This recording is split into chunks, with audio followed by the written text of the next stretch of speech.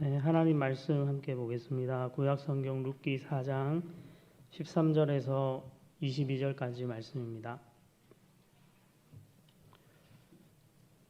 룻기 4장 13절에서 22절까지의 말씀 한 절씩 교독해서 보겠습니다.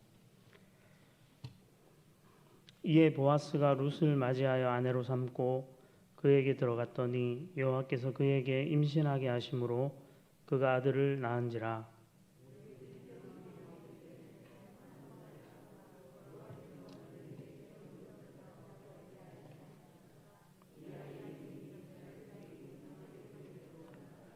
이는 내 생명의 회복자이며 내 노년의 봉양자라. 곧 너를 사랑하며 7 아들보다 귀한 내 며느리가 낳은 자로다 하니라.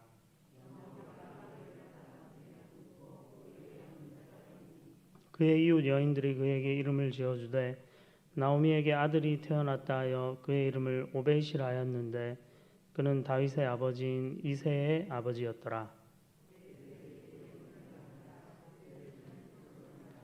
헤스론은 람을 낳았고 람은 암미나답을 낳았고 살몬은 보아스를 낳았고 보아스는 오벳을 낳았고 오벳은 이새를 낳고 이새는 다윗을 낳았더라. 아멘. 지금 신년 특별 새벽 부흥회가 진행 중에 있습니다. 우리 특별이라는 단어가 붙었다는 것은 하나님께서 특별한 은혜를 주시겠다라는 거겠죠. 네, 오늘 수요 특별 예배가 아니고 그냥 수요 예배, 우리가 늘 매주 수요일이 되면 드리는 예배인데 이 평범한 일상적인 예배 시간 가운데도 하나님은 우리에게 잔잔한 은혜, 일상적인 은혜를 주셔서 가랑비에 옷 젖듯이 우리의 삶을 그렇게 은혜로 적셔 주실 줄 믿습니다. 그래서 오늘 이 짧은 말씀을 통해서 하나님이 우리에게 주시는 위로의 음성 듣기를 원합니다. 우리 성도님들은 신앙생활하면서 고엘이라는 단어를 한 번 정도는 들어보셨을 거라 생각합니다. 이 룻기 성경에 기업 물을 자라고 한글로 번역되어 있는데 이 단어는 히브리어 단어로 가까운 친족을 의미합니다. 일반적으로 우리가 살아갈 때 한 가정은 부모 세대와 자녀로 구성되고 이 가족 공동체가 함께 삶을 유지해 갑니다. 하지만 어떤 종류의 삶의 고난을 경험하면서 가정이 생명력을 상실할 때 하나님은 이스라엘 백성들에게 기업 물을 자로서 고엘로서 가까운 친족의 땅이나 생명을 지켜주도록 부탁을 하셨습니다. 그리고 그런 역할을 해야 될 사람을 기업 물을 자, 즉 고엘이라 부르십니다.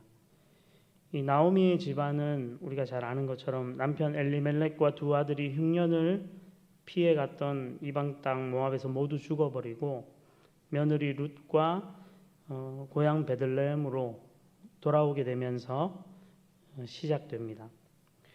그녀들에게는 자기 집안 엘리멜렉 집안의 땅을 물러줄 기업 물을 자가 필요했습니다. 그런데 이 2 여인이 설령 땅을 돌려받는다고 해도 그 땅을 일구고 살아가기에는 당연히 남자의 힘이 필요했습니다. 그래서 보아스라는 인물을 통해서 이 기업 물을 그 의무를 다하게 함으로 땅도 물려받고 또 그를 통해 이 가문을 이을 아들이 태어나는 것, 이것이 최선의 길이었다고 할 수가 있습니다.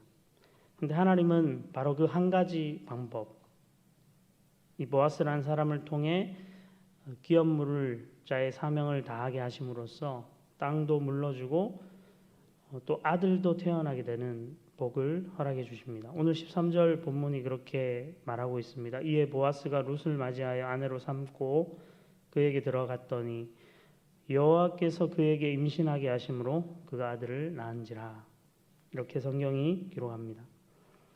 여기서 우리는 여호와께서 임신하게 하심으로 그가 아들을 낳은지라 라는 표현에 주목을 해야 합니다. 이스라엘에서 자녀를 낳는 것은, 요즘도 자녀 낳는 것은 하나님의 복, 신의 축복이지만 하나님께서 임신하게 하셨다라는 표현은 그다지 잘 사용되지 않습니다. 이런 표현은 기도의 응답으로 아들이나 자녀가 주어졌을 경우나 태어난 아이가 특별한 임무를 띌 때, 한나의 아들 사무엘처럼 그런 경우에 하나님께서 임신하게 하심으로라는 표현이 쓰여집니다.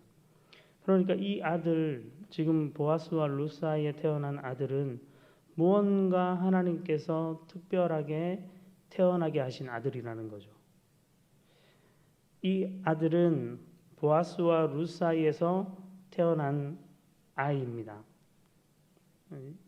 혈통적으로 그래서 육체적인 면에서는 그렇습니다. 그런데 율법에 근거하면 이 아이는 룻의 본 남편인 말론의 아들로 입적되어서 그 가문의 호족으로 올라가 가지고 엘리멜렉 가문의 대를 잇는 역할을 해야 될 아이입니다. 늙은 과부 나오미와 모압 출신 며느리 룻을 통해서 아기가 태어난다는 것은 불가능에 가까운 것이었는데 하나님께서 마침내 보아스라는 사람을 만나게 하시고 그를 통해서 룻이 임신하게 하심으로 이 아들을 얻게 되었다는 겁니다. 그렇기 때문에 오늘 본문에 보면 베들레헴의 여인들이 이 놀라운 사실 앞에서 이 감격스러운 출산 앞에서 나오미를 축복하고 있는 것을 보게 됩니다. 왜 룻과 보아스가 아니라 나오미를 축복하고 있을까요? 14절 15절이 이렇게 말합니다. 여인들이 나오미에게 이르되 찬송할지로다 여호와께서 오늘 내게 기업 물을 자가 없게 하지 아니하셨도다. 이 아이의 이름이 이스라엘 중에 유명하게 되기를 원하노라. 이는 내 생명의 회복자이며 내 노년의 봉양자라. 곧 너를 사랑하며 7 아들보다 귀한 내 며느리가 낳은 자로다 하니라. 이렇게 축복하고 있습니다. 축복의 내용이 뭔가요? 여호와께서 나오미에게 기업 물을 자 고해를 허락하셨다는 겁니다. 보아스라는 기업 물을 자를 통해 또 다른 기업 물을 자, 어떤 의미에서는 나오미의 가정에 훨씬 더 중요한 기업 물을 자, 이 아기가 태어났다는 거죠. 이 아기는 7 아들보다 더 귀한 며느리 룻과 기업 물을 자의 의무를 다한 보아스로 인해서 나오미에게 허락된 아기이다. 이렇게 여인들이 지금 인정하고 있는 겁니다. 그래서 이 아기는 중요한 사명이 있는 거죠. 앞으로 자라서 나오미의 생명의 회복자가 되고 노년의 봉양자의 역할을 해야 할 것이라고 여인들이 말하고 있습니다. 나오미는 이런 여인들, 베들레헴 여인들의 축복 속에서 아기를 품에 받아서 품었습니다. 16절에 나오미가 아기를 받아 품에 품고 그의 양육자가 되니 나오미가 얼마나 감격스러웠을까요? 도저히 상상할 수 없던 이 생명을 품에 안게 된 거죠. 이미 나오미는 모압 땅에서 자신의 2 아들을 잃었습니다. 룻기 1장 4절 하반절 이하에 보면 그들이 거기에 거주한 지 10년쯤에 말론과 기럨 2 사람이 다 죽고 그 여인은 나오미는 2 아들과 남편의 뒤에 남았더라. 이렇게 소개했습니다.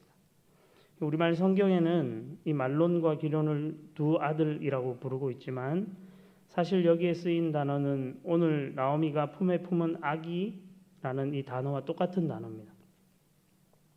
그래서 직역해보면 말론과 기럨 2 사람이 다 죽고 그 여인은 2 아기와 남편의 뒤에 남았더라. 이렇게 해석하는 게 맞습니다. 근데 의역을 하고 있는 거죠. 의도적으로 성경이 장성한 나오미의 2 아들을 아기라고 지금 부르면서 마침내 나오미가 다시 한 아기를 품에 품게 되는 장면을 지금 강조해 주고 있습니다. 불임의 늙은 과부가 젊은 2 아들을 잃었던 이 여인이 이방 며느리 룻을 통해서 귀한 이 한 생명, 한 아기를 품에 품게 된 것입니다. 한 사람의 인생에서 가치 있는 대부분을 다 잃어버리고 하나님을 향해서 불평하던 이 여인에게 하나님은 이 귀중한 아기를 허락하시고 나오미로 하여금 양육자의 사명을 주고 계십니다. 우리 인생에서는 때로 이런 고난의 때를 지나고 하나님이 특별한 사명을 주실 때가 있습니다. 고난을 겪은 자만이 가질 수 있는 사명, 상처를 받아본 자만이 상처 입고 있는 자를 위로할 수 있다는 말이 있죠. 이 나오미의 삶은 이제 더 이상 무가치한 텅 빈 삶이 아니라 이 귀한 아기를 양육할 양육자로서의 사명을 얻은 것입니다. 일평생 이 아기를 키우는데 전력을 다했겠죠. 재미있는 점은 이 아기의 이름을 나오미의 주변에 있는 이웃 여인, 베들레헴 여인들이 지어주고 있다는 것입니다. 17절 말씀에 보시면 그의 이웃 여인들이 그에게 이름을 지어주되 나오미에게 아들이 태어났다 하여 그의 이름을 오벳이라 하였는데 그는 다윗의 아버지인 이새의 아버지였더라. 이렇게 말씀합니다. 구약 성경을 읽어보시면 주로 이름은 부모님이 짓습니다. 아버지가 짓는 경우도 있고 특히 어머니가 짓는 경우가 많이 나옵니다. 창세기에서 야곱이 자녀 12아들을 낳는 그 스토리가 길게 나열될 때 보면 야곱의 두 아내 레아와 라헬이 그 아들들의 이름을 다 짓고 있다는 것을 우리가 확인하게 됩니다. 이렇게 아기의 이름은 부모, 특별히 어머니에 의해서 지어져야 하는데 지금 이 아기의 이름은 어머니인 루시나 또 할머니라고 할 수 있는 나오미가 아니고 베들레헴의 여인들이 짓고 있습니다. 그녀들이 나오미에게서 아들이 태어났다. 실제로 룻이 낳은 아들이잖아요. 근데 이 여인들은 지금 나오미의 아들로 지금 고백하고 있는 겁니다. 나오미에게서 아들이, 손자가 태어났다라는 의미를 가진 이름, 그 아이의 이름으로 오벳이라는 이름을 지어주고 있습니다. 이것은 섬기다, 봉사하다, 예배하다라는 의미의 동사 아바드에서 나온 명사형의 이름이라고 얘기하는데요. 그래서 봉사하고 섬기는 역할, 아까 좀 전에 생명의 회복자고 노년의 봉양자로서 오벳이 나오미를 그 할머니를 섬겨야 하는 자로 태어났다. 이렇게 부르고 있는 겁니다. 할머니를 섬기는 일, 대단하고 거창해 보이지 않습니다. 우리는 유교 문화권에서 사니까 마땅히 할머니에게 공경해야 되고 또 부모님에게 효를 다해야 된다. 이런 생각을 하고 있지만 이 대단해 보이지 않는 일이 오벳에게는 평생의 사명인 거죠. 그런데 어쩌면 이 일상적이고 평범한 일이 우리 인생들에게 있어서는 가장 중요한 일일지 모릅니다. 할머니를 돌보고 봉양하는 것. 여러분 인생에서 부모님을 돌보고 봉양하는 것 참 중요하죠. 이런 것들이 많이 약해지는 시대를 우리는 삽니다. 할머니를 봉양하면 힘들잖아요. 저에게도 이제 제가 나서 어렸을 때 이미 친할아버지는 이미 살아계시지 않았고 외할아버지는 제가 어렸을 때 돌아가셨고 할머니도 마찬가지로 제가 어렸을 때 돌아가셨고 외할머니만 조금 오래 사셨습니다. 근데 말년에 중풍이 오셔가지고 쓰러지셨어요. 제가 20대 후반에. 편마비가 와서 왼쪽 팔다리를 못 쓰시고 휠체어를 타야 했고 몸을 씻겨드려야 했고 밥을 먹여드려야 했고 기저귀를 차고 혼자 계실 때는 생활하거나 그것들을 갈아드리는 일을 해야 했습니다. 병원 생활 한 1년 정도 하시고 그 뒤로 한 몇 년의 세월을 거의 집에서 지내셨는데 저는 대학을 졸업하고 백수로 오래 살았거든요. 근데 저의 마치 이 오벳의 이 어떤 사명처럼 하나님이 저를 할머니를 봉양하는 데 부르셨습니다. 대학 졸업하고 제주도의 한 교회에 봉사활동 6개월 하러 가 있었는데 할머니 쓰러지셔서 지금 돌볼 사람 필요하니까 올라와라.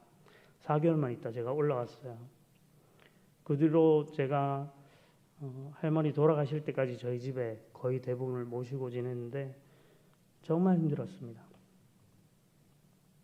힘들었어요. 할머니 씻겨드리고 밥 드리고 기저귀 갈아드리고 그냥 요양병원 보내서 그냥 거기 계시면 서로 편하다. 근데 할머니 요양병원에 가니까 거기 계시기 싫어하시더라고요. 난동을 막 피우시고 결국 집으로 다시 모셔왔어요. 그리고 돌아가실 때까지 같이 있었습니다. 그 시간 저는 백수로 살았는데 남들 눈에는 백수로 그냥 지난 시간이지만 30대 초반까지 직장 없이 그렇게 할머니랑 놀면서 살았는데 저에게는 일종의 할머니를 섬기고 돌보는 소중한 경험이었고 그 시간들이 있어서 제가 지금 여기에 목사로 서 있는 거기도 합니다.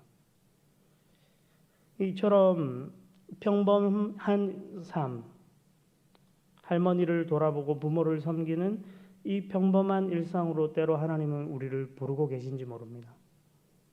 뭐 대단히 거창한 일, 놀라운 일을 하라고 우리를 부르신 것이 아니라 부모님을 돌아보고 사랑하는 것, 그분들의 필요를 살피는 것, 그분들의 목소리를 외면하지 않고 들어드리는 것. 이런 것이 하나님 보실 때 귀하고 복되다. 그래서 오벳은 섬기는 자, 봉사하는 자, 예배하는 자로 불려지고 있는 거죠. 아마도 이 오벳은 자라서 나오미와 룻에게 기업 물을 자로서의 책임을 충분히 감당했을 거라 생각합니다. 충분히 그 삶을 감당했을 것 같아요. 또 다른 한편으로 저는 이 베들레헴 여인들이 참 놀랍게 여겨졌습니다. 이 말씀을 묵상하면서 뭐 여기저기 설교 자료를 준비하면서 찾아보지만 왜 여인들이 이름을 지었나에 대한 자세한 설명들이 없었습니다. 그냥 제 딴에 하나님의 말씀을 이렇게 묵상하면서 이 베들레헴 여인들이 상징적으로는 모두 오벳의 어머니라는 생각을 저는 하게 되었습니다. 왜냐하면 당시의 모든 여인들, 이 여인들은 기업 물을 자의 보호를 필요로 했기 때문에 그렇습니다.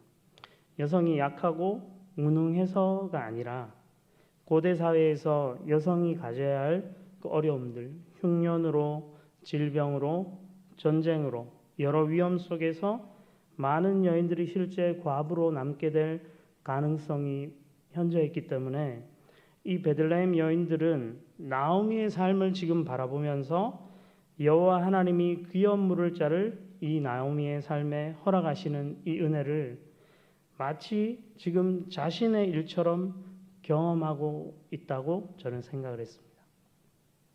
비록 내 옆에 이웃 여인이 지금 경험하고 있는 거지만 그 하나님이 이 나오미의 하나님이 나의 하나님이 되신다는 그 믿음의 고백을 이 오벳이라는 아기의 이름을 지어주면서 하고 있는 거죠. 그리고 이 아들 오벳은 모든 이스라엘 어머니의 기업 물을 자의 사명을 감당하는 한 사람의 할아버지가 됩니다.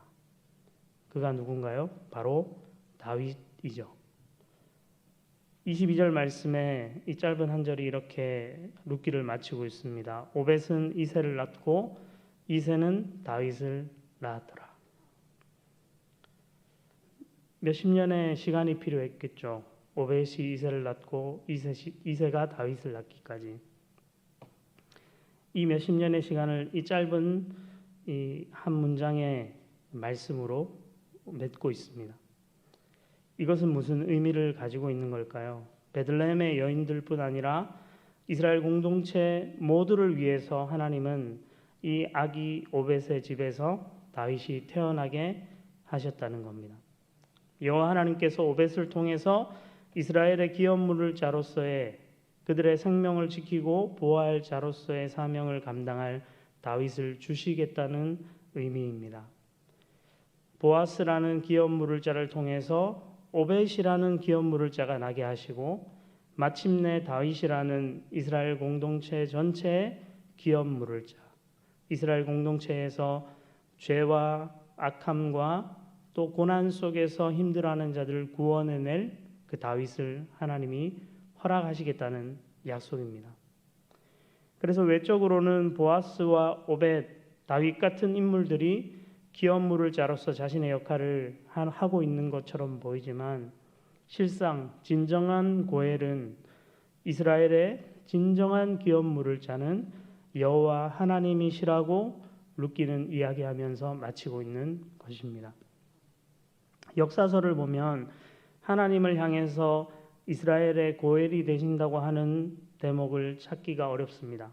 하지만 시편이나 선지서에 보면 하나님을 향해서 이스라엘의 고엘이 되시는 분이라는 소개를 하고 있습니다. 특별히 이사야 49장 7절은 이렇게 말합니다. 이스라엘의 구속자, 이스라엘의 거룩한 이이신 여호와께서 사람에게 멸시를 당하는 자, 백성에게 미움을 받는 자, 관원들에게 종이 된 자에게 이같이 이르시되 왕들이 보고 일어서며 고관들이 경배하리니 이는 이스라엘의 거룩하신 이 신실하신 여호와 그가 너를 택하였음이니라. 이렇게 말씀합니다. 여기 이스라엘의 구속자라는 말이 바로 고엘 이스라엘입니다. 이스라엘의 고엘이 되신 여호와께서 멸시당하고 미움받고 종이 된 자를 고관과 왕 앞에서 일으켜 세워주실 거라는 거죠. 그런 축복을 약속하고 계신 겁니다. 여호와 하나님은 그분의 백성들을 당신의 친족, 가족으로 여기시고 이들이 고난을 만날 때마다 구원하시는 고엘의 하나님이 되신다고 이사야 선지자는 노래하고 있는 겁니다. 룻기 말씀도 마찬가지입니다. 자기 소견에 옳은 대로 살아가던 이 어두운 사사시대에 고난 가운데 모든 것을 잃고 텅 비어버린 한 가정을 통해서 하나님은 새로운 소망을 베들레헴 여인들에게 그리고 이스라엘 공동체를 향해서 보여주시면서 내가 너희들의 고엘이다. 이런 말씀을 하고 계신 거죠. 우리 성도님들은 어떠십니까? 하나님의 돌봄이 없고 내 삶이 텅 비어가고 있다고 생각되십니까? 노년이 되어가니까 그저 외롭기만 하고 신앙생활하는 것도 그냥 이제 너무 익숙하고 귀찮은 일이 되어가고 있는 건 아닌지 전혀 그렇지 않습니다. 그 옛날 나오미와 룻이라는 두 여인의 삶에 당신의 인자하심을 베풀어 주신 이 하나님은 오늘 여기 계신 우리 성도님들 또 우리 아멘교회에 속한 공동체의 하나님의 자녀들의 삶을 돌보시는 분이십니다. 나오미 가정의 고엘이 되시고 이스라엘 공동체의 고엘이 되신 하나님은 지금도 여전히 우리의 고엘, 나의 고엘이시고 우리 아멘교회의 고엘이 되어주십니다. 사사시대처럼 그리고 나오미 가정처럼 소망이 없어 보여도 여호와 하나님은 우리 아멘교회 공동체 그리고 우리의 삶을 구원하시고 끝까지 지켜주실 겁니다. 어려운 순간마다 하나님께 나아가시기만 하면 됩니다. 나오미가 한 게 뭐죠? 이방 땅에 흉년 피해 갔다가 남편 두 아들 다 잃고 고향 땅 베들레헴에 양식이 있다는 소식을 듣고 돌아온 것, 그게 전부죠. 그 뒤의 삶은 하나님이 다 책임졌습니다. 하나님이 다 이루어 주신 거죠. 우리는 그렇게 하나님께 그냥 가면 됩니다. 하나님께 우리의 삶을 맡기고 하나님께 날마다 돌아가면 여호와 하나님께서 우리의 고엘이 되어 주셔서 우리의 삶을 구원하시고 건져 주실 겁니다. 이 놀라운 은혜와 복을 날마다 누리며 사는 모든 성도님들이 되시기를 간절히 소망합니다.